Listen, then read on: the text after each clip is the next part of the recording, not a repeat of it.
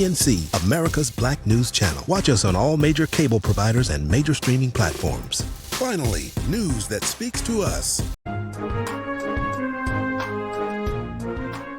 Welcome back to our special coverage of the Senate confirmation hearings for Supreme Court nominee Judge Ketanji Brown Jackson. In her opening statement today, Judge Jackson spoke about her parents and brother, a former police officer and military veteran, and she acknowledged trailblazers of the past like Constance Baker Motley, the first black woman appointed to the federal bench in 1966.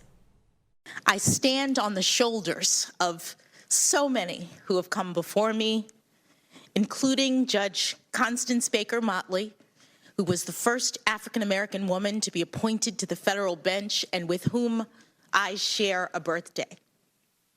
And like Judge Motley, I have dedicated my career to ensuring that the words engraved on the front of the Supreme Court building, "Equal justice under law," are a reality and not just an ideal.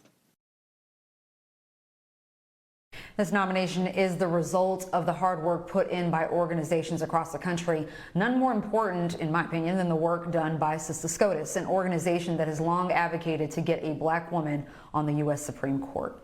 Kimberly Tignor is one of the co-founders of Sista SCOTUS, and she joins me now. Kim, thank you so much for coming on the show tonight. Welcome. Oh, thanks so much for having me. First, I want to get your reaction to day one of this historic confirmation process. Oh my goodness. Today, it was a beautiful day. It was a sunny day, and we came together with so many of our partners and stakeholders in the field for a rally. And we were just joined by so many tremendous judicial advocates from so many different walks of life. Folks traveled from all over the country to sing our praise and support for Judge Ketanji Brown Jackson. You know, we are still operating in COVID protocols over there at the Hart Senate building, but we wanted to make sure that she knew that even if we weren't in the room physically, we were certainly there in spirit. And we wanted to make sure she knew that when she rose, that we were all rising with her. You know, this is the fourth time that Judge Jackson has appeared before the Senate Judiciary Committee, and Democratic Senator Alex Padilla of California acknowledged that in his opening statement. Listen. You've been confirmed by this Senate, not once, not twice, 3 times, each on a bipartisan basis, including 2 lifetime judicial appointments. And you bring nearly a decade of judicial experience, which, by the way, is more than the combined total of 4 of the currently sitting justices at the time they were nominated. So yes, you are clearly more than qualified to serve as a justice of the Supreme Court of the United States.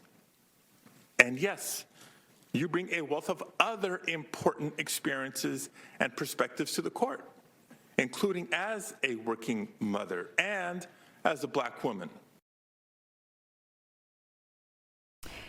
Kimberly, although her confirmation wouldn't change the ideological balance of the Supreme Court, how do you expect Judge Jackson's confirmation to the High Court will impact the judiciary?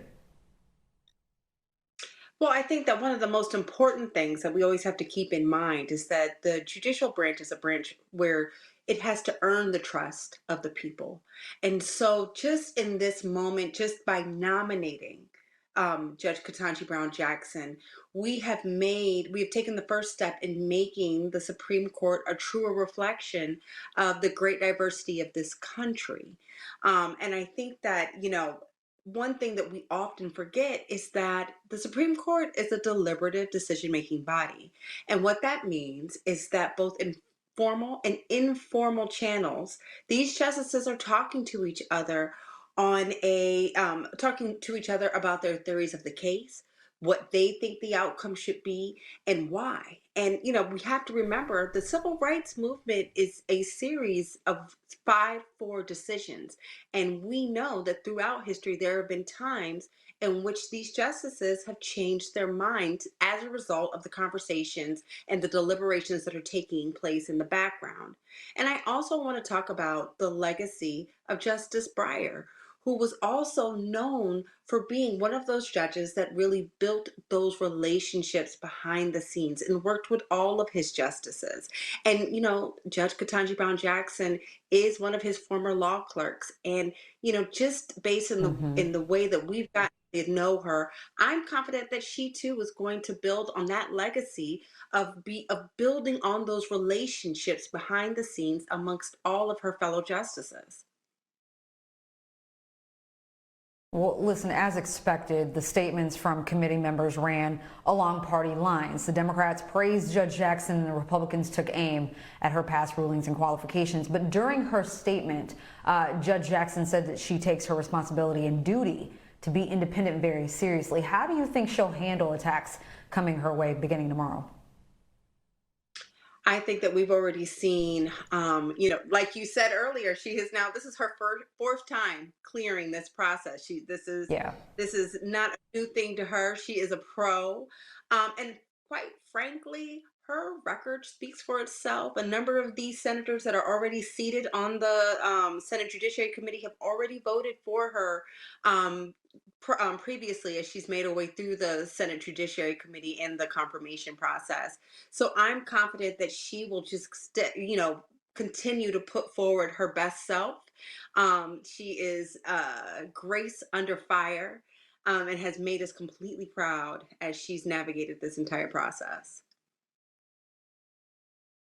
Listen, you co-founded Sista SCOTUS for the very purpose of seeing a Black woman take her place on the Supreme Court, and we're now close to seeing that become a reality. How does that make you feel, seeing the fruits of your labor pay off?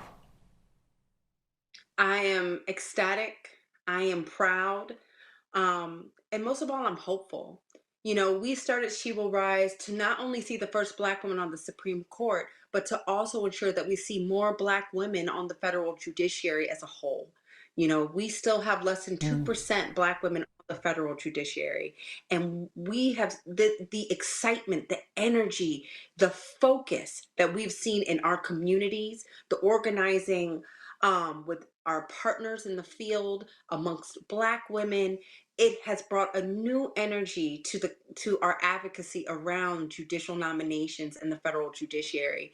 And what I'm hopeful of is that now we have started the process of understanding the importance of constantly generating our shortlist, and to be thinking about how are we supporting and cultivating these judicial pipelines. And so we see this as the beginning, a new beginning with new energy and new focus to ensure that she is not the first, that she may be the first, but she is not going to be the last, and that we will continue to make history throughout the federal judiciary. Sista SCOTUS co-founder Kimberly Tignor, thank you so much for the hard work of your organization and for your time tonight. I appreciate you.